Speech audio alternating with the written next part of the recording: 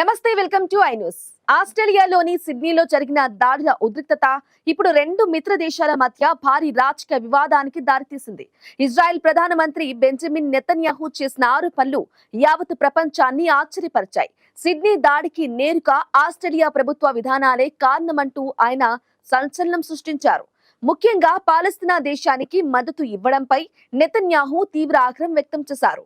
ఉగ్రవాదానికి ప్రోత్సాహకం, Hamas కు బహుమతి అంటూ మండిపడిన నెతన్యాహు పూర్తి వ్యాఖ్యలు ఏంటి?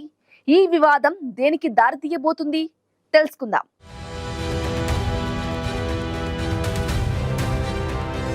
సిడ్నీలో యూత్ పౌరులపై జరిగిన దాడి ఇజ్రాయెల్ ను తీవ్ర ఆగ్రహానికి గురిచేసింది. ఇక ఇజ్రాయెల్ ప్రధానమంత్రి బెంజమిన్ నెతన్యాహు ఆ విషయంతో చేసిన వ్యాఖ్యలు ఆస్ట్రేలియా ప్రభుత్వ విధానాలపై నేరుగా తీవ్ర విమర్శనాస్త్రాలను సంధించాయి. ఈ దాడులకు ఆస్ట్రేలియా అనుసరిస్తున్న విధానమే కారణమని ఆయన ఆరోపించారు. నెతన్యాహు సంచలనం సృష్టిస్తూ చేసిన ప్రకటన ఇది.